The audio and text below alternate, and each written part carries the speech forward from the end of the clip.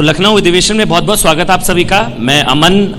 देखिए, कल उत्तर प्रदेश के मुख्यमंत्री योगी आदित्यनाथ की तरफ से एक शब्द कहा गया। उन्होंने कहा कि अब यूपी की परसेप्शन जो है वो बदल चुकी है। अब यूपी का नाम लेते हैं तो चेहरे पर चमक आती है, पहले संदेह का भाव रहता था।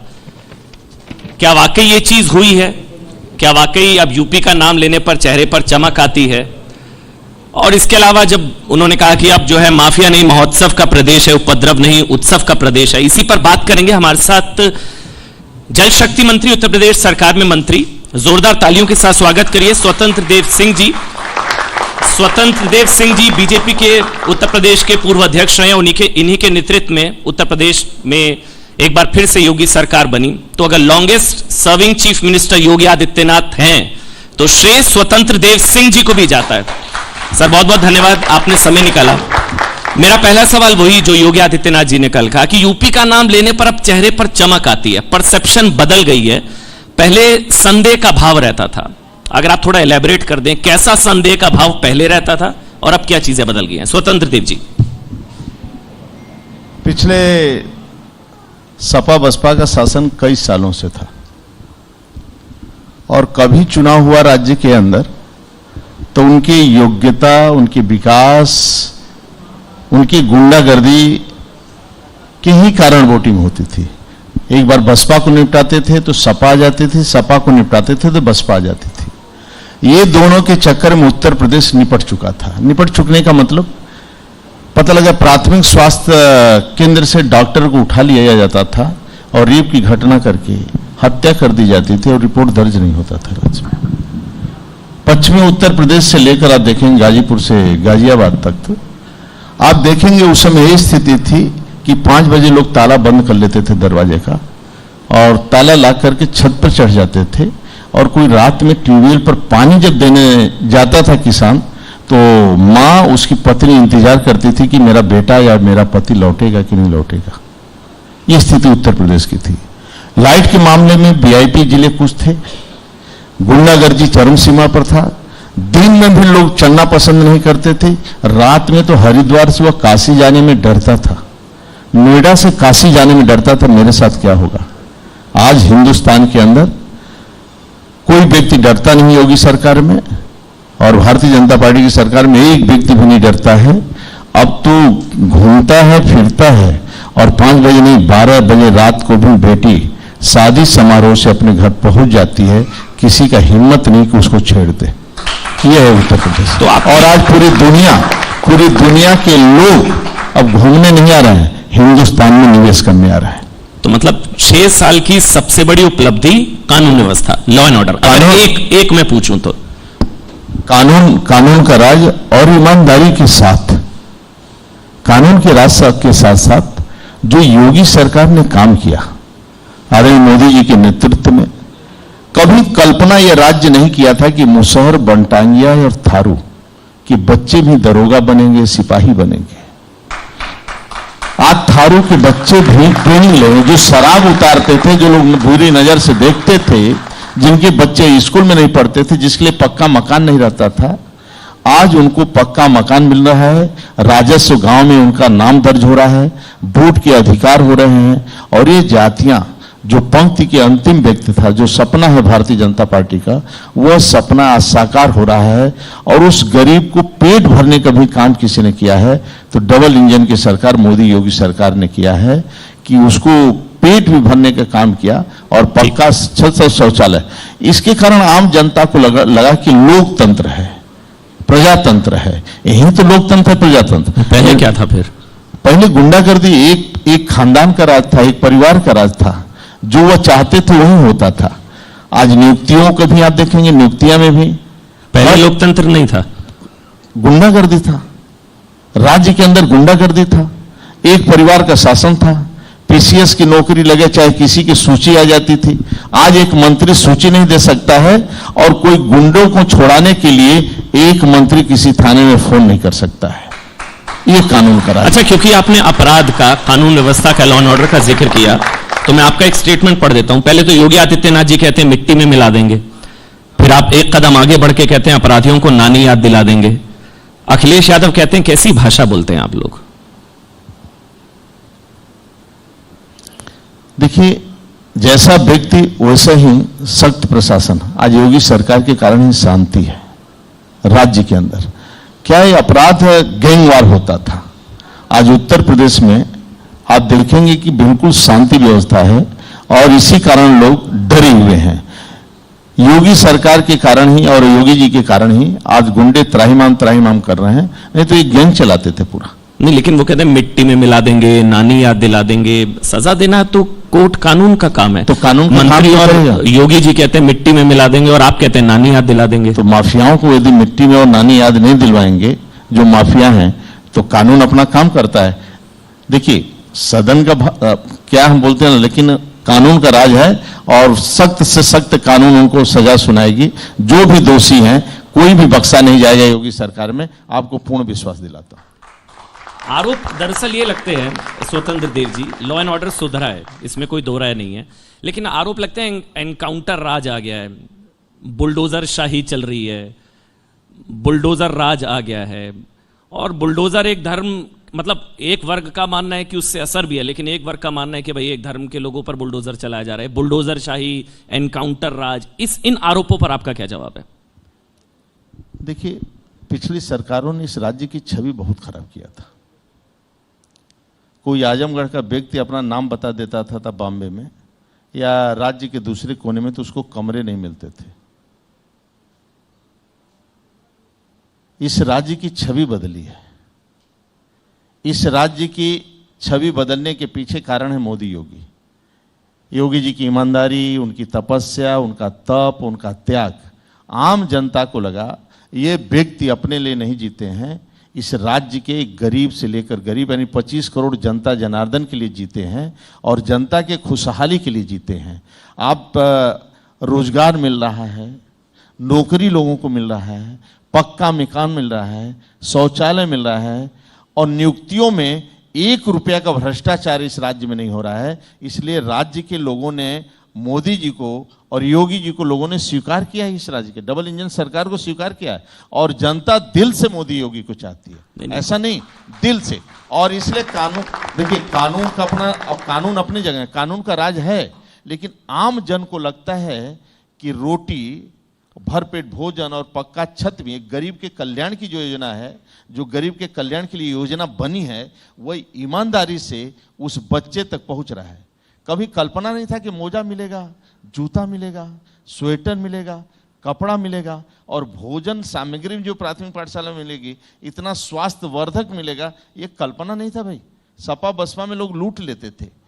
ये छवि गुंडागर्दी भी समाप्त करने की छवि है हमारी कि ईमानदारी के साथ काम करना चाहता हूं, गुंडागर्दी भी बंद करूंगा, एक भी गरीब पर अत्याचार नहीं होगा, एक भी राज्यवासी पर अत्याचार नहीं होगा और एक गरीब के कल्याण की खुशहाली के लिए भी मैं परिश्रम से पराकाष्ठा सरकार करेगी, उसको खुशहाल कैसे होगा इसकी हम चिंता करें। अच्छा स्वतंत्र देव जी, वो बुलडोजर तंत्र, बुलडोजर शाही, उस पर मैं सवाल लूंगा, लेकिन क्योंकि आज मैं आपसे बात कर रहा हूं, दिल्ली में बड़ी हलचल है, एक सवाल वो भी मैं ले लेता हूं। आज 6 साल आप लोगों के पूरे हुए हैं योगी आदित्यनाथ के, योगी सरकार के। आप लोग यहां ये मना रहे हो, वहां दिल्ली में सत्याग्रह मना रही है कांग्रेस पार्टी। देखिए, कांग्रेस पूर्व सांसद यहां के वायनाड गए, वहां के भी नहीं छोड़ा आप लोगों ने। क्या है, आपने देखा होगा कि देश के बाहर जब कभी कोई जाता है तो देश की छवि के बारे में बात करता है, देश को बदनाम नहीं करता है। हम लोग हिंदुस्तानी हैं, आपस में निपट लेंगे, लेकिन लंदन के अंदर देश का या विदेश में देश की बुराई। इंदिरा जी के ऊपर भी बहुत संकट आया था, लेकिन जब दुनिया के दूसरे देश में गई तो उन्होंने एक शब्द नहीं बोला। उन्होंने कहा कि हिंदुस्तान हमारा अच्छा है। और दूसरी बात, दूसरी देश के गौरव अटल बिहारी वाजपेयी पहली बार कांग्रेस के शासन में विपक्ष का नेता होते हुए विदेश में जब उनका सभी देशों के सामने पाकिस्तान कश्मीर का विषय उठाना था तो पूरा कांग्रेसी सरकार रहने के बाद वो नेतृत्व उनको दिया था और जाकर देश का पक्ष रखा। बाहर जाते हैं तो देश का पक्ष रखेंगे और देश के बारे में बोलेंगे। पूरी दुनिया यहाँ की आकर रिसर्च कर रहा है, अच्छे अच्छे लेखक से लेकर पत्रकार आकर विश्व के यहाँ घूम रहे हैं, कैसे मोदी जी कैसे कंट्रोल कोरोना करते हैं, कैसे वैश्विक महामारी को कंट्रोल करते हैं, कैसे उत्तर प्रदेश गरीबों को खुशहाल रखता है। आप जाकर वहाँ बदनामी करते हैं। तो कांग्रेस का कल्चर ही है कांग्रेस का यही कल्चर है और एक तरह का नहीं, देश का लेकिन सदस्यता इस वजह से थोड़ी ना गई है। तो राहुल जी की सदस्यता विदेशी दखल वाले मामले की वजह उसमें नहीं, लेकिन ये जो बोलते हैं आप हमारी जात की छवि खराब करेंगे, बैकवर्डों का अपमान करेंगे। आप, मैं बैकवर्ड है तो ऐसा अपमान करेंगे। आप कहेंगे सब मोदी, ये शब्द है कोई भाषा बोलने का? आपके पास प्रूफ है, कोई सत्यता दिखाइए। बीजेपी भारतीय जनता पार्टी आज से नहीं, डॉक्टर श्यामा प्रसाद मुखर्जी, पंडित दीनदयाल उपाध्याय, देश के गौरव अटल बिहारी आदरणीय नरेंद्र मोदी नेतृत्व कर रहे हैं देश का। किसी की हैसियत नहीं है कि कुर्ते पर कोई दाग लगा दे। पार्टी की स्थापना से लेकर आज तक हम राष्ट्र के लिए जीते हैं, राष्ट्र के लिए मरते हैं, गरीब के कल्याण और खुशहाली के लिए जीते हैं और मरते हैं। हम उसकी खुशहाली के लिए काम करते हैं, इसलिए भारतीय जनता पार्टी की जनसंघ की नींव रखी गई है। हमारा राजनीति हमारा व्यापार नहीं है, राजनीति हमारा मिशन है। लेकिन ओबीसी को लेकर बयान दिया ही नहीं उन्होंने, ये पक्ष आता है कांग्रेस पार्टी। नहीं, वो कांग्रेस आज से नहीं, कांग्रेसी अपने को समझते नहीं। दलितों का शोषण, वंचितों का शोषण, ओबीसी का शोषण। आज 70 साल के आबादी में बैंक अकाउंट में करोड़ों लोगों का बैंक अकाउंट नहीं था, लाखों लोगों का बैंक अकाउंट नहीं है, बैंक तक पहुंचे नहीं थे। आज मोदी सरकार आने के बाद उनको बैंक तक पहुंचाया। लोगों के पास शौचालय नहीं देखा था उन्होंने, करोड़ों लोगों ने शौचालय नहीं देखा था। मोदी जी के आने के पास करोड़ों लोग शौचालय नहीं देखा, पहली बार शौचालय क्या होता है उन्होंने देखा। आज मोदी जी के आने के बाद पक्का आवास देखा, लखपति लोग बने। आयुष्मान का 5 लाख का कार्ड क्या होता है, किडनी और हार्ट कैसे ऑपरेशन होते हैं, आज लोगों ने देखा। ये तो देश को लूटे हैं, ये देश को बर्बाद किया है। आज जाकर देश के अंदर खुशहाली हुई है और दुनिया के अंदर देश का मान सम्मान बढ़ रहा है। आज 100 साल पुरानी मूर्तियां, अन्नपूर्णा मैया की मूर्तियां, बाकी भी जो देशवासियों स्वतंत्रता सेनानियों का चिन्ह वापस हिंदुस्तान में लाने का किसी ने काम किया है तो आदरणीय मोदी योगी सरकार। तो राहुल गांधी का बयान ओबीसी का अपमान, आप ये कह रहे हैं? हाँ, ओबीसी का अपमान करता है। नहीं, कैसे? मैं क्या मोदी बैकवर्ड?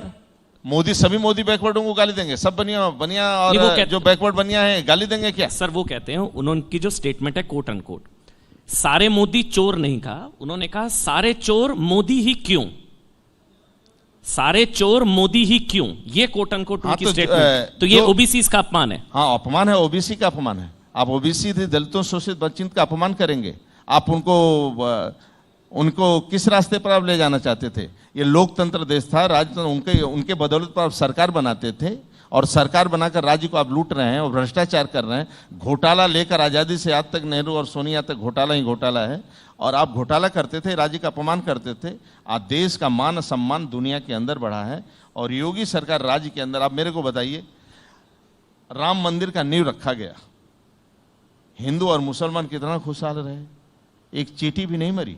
हिंदू और मुसलमान मिलकर दोनों भव्य मंदिर का निर्माण कर रहे हैं और एक भी दंगा उत्तर प्रदेश में नहीं हुआ। ये किसी का देन है तो योगी सरकार की देन है, मोदी सरकार की देन है। अच्छा, एक आरोप आप और कितने बम फटते थे यहाँ, कितने बम, रोज बम फटते थे सपा बसपा शासन में, कांग्रेस के शासन में। आज 6 सालों से इस राज्य के अंदर एक भी बम नहीं फटा।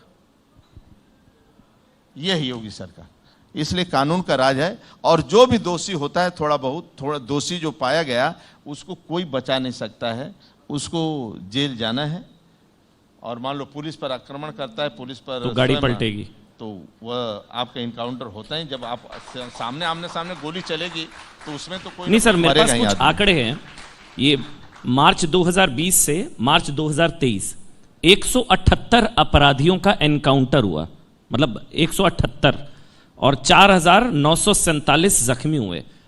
इसी को लेकर सवाल उठता है, 178 ये एनकाउंटर, और फिर स्टेटमेंट आती है अभी गाड़ी पलट जाएगी। तो मतलब अतीक का गुर्गा कोई वहां से आ रहा है तो बीजेपी के सांसद कहते हैं गाड़ी पलट गई तो हमको क्या पता। आपको तो अनुभव होगा जब बीपी सिंह मुख्यमंत्री यहां थे और अर्जुन सिंह मध्य प्रदेश के मुख्यमंत्री थे, उस समय कालपी से लेकर चित्रकूट तक 74 गैंग थे।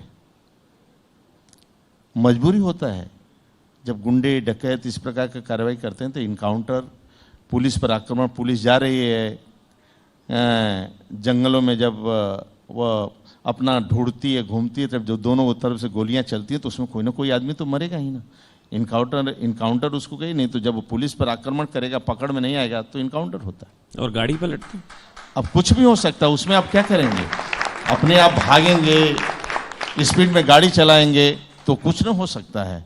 इसलिए कुल मिलाकर हमें इस राज्य को शांति के मार्ग पर ले जाना चाहते हैं और इस राज्य का नाम आज दुनिया के अंदर अन्य राज्यों में भी यह नाम इसलिए गिनती हो रही है कि यहाँ के आदरणीय योगी जी के नेतृत्व में 25 करोड़ प्रदेशवासी भी कदम से कदम ताल मिलाकर, यहाँ के अधिकारी कर्मचारी भी कदम से कदम ताल कर ईमानदारी के साथ उत्तर प्रदेश को उत्तम प्रदेश बनाना चाहते हैं और उत्तर प्रदेश एक सर्वश्रेष्ठ प्रदेश बन सके और कई कामों में हम नंबर 1 हैं, इसी कारण हम नंबर 1 हैं।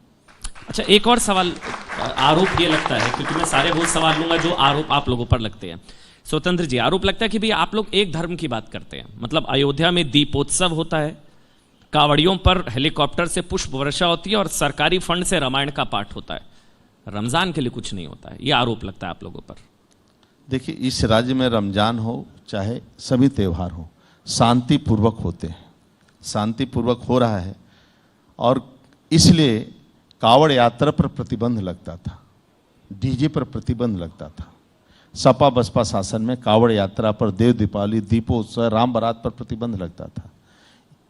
टीका लोग लगाकर जाते थे, यदि टीका लगाकर कहीं पहुंच जाते थे तो उसका काम नहीं होता था, ऑफिस में काम नहीं होता था और टीका लगाना लोग बंद कर दिए थे इस राज्य के अंदर। मंदिर में जाने में डरने लगे थे लोग, ये स्थिति थी।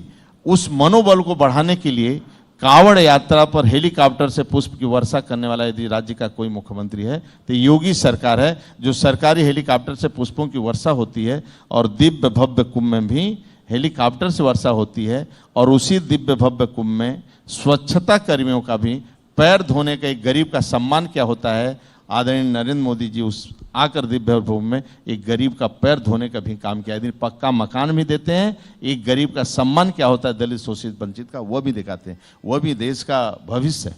लेकिन सरकारी फंड से रामायण पाठ, सरकारी फंड से रामायण पाठ 1-1 लाख रुपया जिलेवार, इससे तो संस्कार मिलता है लोगों को ना, लोगों को संस्कार मिलता है। राम के चरित्र के बारे में नहीं लोग समझेंगे तो परिवार क्या होता है, परिवार कैसे चलता है, बड़े भाइयों का सम्मान कैसे होता है, छोटी बहुओं का सम्मान कैसे होता है, परिवार का सम्मान कैसे होता है, माता पिता की आज्ञा क्या होती है। यदि जिस परिवार के अंदर बेटा प्रतिदिन अपने माँ बाप का 5 मिनट मालिश करके सोता है, वह परिवार खुशहाल रहेगा। जिस परिवार के अंदर बेटी पत्नी माँ का सम्मान होता है, वह परिवार खुशहाल होगा। जिस परिवार के अंदर बेटी बेटा से गुटखा न मंगवाया जाए, वह परिवार खुशहाल होता है। इसी कारण तो एक गरीब परिवार में जन्म लेने वाला बालक जब पढ़ लिख कर आप लोग जैसा आगे बढ़ता है और नेता बनता है तो झोपड़पट्टी बिल्डिंग में तब्दील हो जाती है और बिल्डिंग में एक शराबी कबाबी निकल जाता है जो माँ पिता का सम्मान नहीं करता, तो बिल्डिंग वो खंडहर में तब्दील हो जाती है। अच्छा, एक आखिरी सवाल, यूपी बीजेपी की नई टीम 24 के लिहाज से एक, और इसको जोड़ दीजिएगा उससे कि राहुल जी का क्योंकि पत्ता लगभग जो है वो उनकी सदस्यता चली गई है, तो अखिलेश जी के पास मौका है, वो स्टूल पर भी बैठ रहे हैं जाके कोलकाता में ममता जी के साथ, अखिलेश जी के पास मौका है। और यूपी बीजेपी की नई टीम, आखिरी सवाल, प्रदेश अध्यक्ष और संगठन महामंत्री ने जो टीम आई है उत्तर प्रदेश, आदरणीय योगी जी के नेतृत्व सहमति से राष्ट्रीय अध्यक्ष के, शानदार टीम हम कह सकते हैं, एक शानदार टीम। और क्षेत्रीय अध्यक्ष से जो पदाधिकारियों का चयन हुआ है, जो नए भी चयन हुए हैं, जो नए लोग आए हैं, वास्तव में शानदार टीम है। 2024 में तो कोई शंका ही मत करिए, न शंका करने की जरूरत है। आम जनता 1.25 करोड़ देशवासी मोदी को अपना समझते हैं।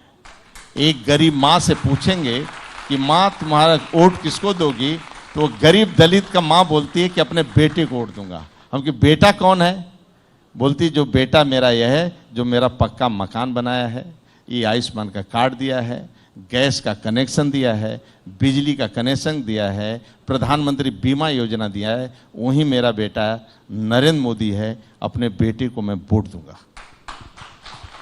किसी राज्य के किसी से, इसलिए 24 का कोई संकट नहीं है, 24 का कोई संकट नहीं। राहुल की सदस्य जताने पर अखिलेश जी के पास मौका, कोलकाता गए थे, बंगाल आपने देखी होगी तस्वीर। आप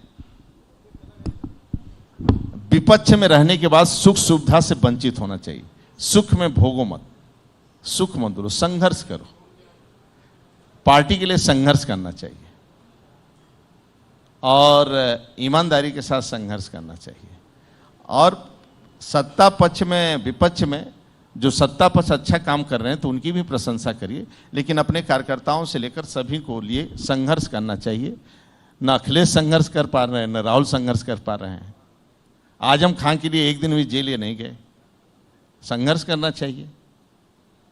तो संघर्ष नहीं कर रहे हैं तो कहाँ से अपना, तो ये लोगों को संघर्ष करना चाहिए। राहुल गांधी स्वयं फंसे हैं एक संघर्ष, क्योंकि ये ईमानदारी के रास्ते पर नहीं चल रहे हैं। आपको चलना पड़ेगा और जनता जनार्दन के हित में जो काम हो रहा है उसको आपको करना पड़ेगा। बहुत बहुत धन्यवाद। बहुत बहुत धन्यवाद स्वतंत्र देव सिंह जी, जल शक्ति मंत्री। बहुत बहुत धन्यवाद सर, आपने समय निकाला। सर तो जल शक्ति मंत्री स्वतंत्र देव सिंह जी को आप सुन रहे थे, आपने वक्त निकाला उसके लिए बहुत बहुत शुक्रिया। लेकिन मैं गुजारिश करूंगी आप यहीं पर ठहरिए और इसी के साथ न्यूज़ 18 इंडिया के मैनेजिंग एडिटर किशोर अजवाणी को मैं मंच पर बुलाऊंगी और हमारे मेहमानों को वो धन्यवाद दें।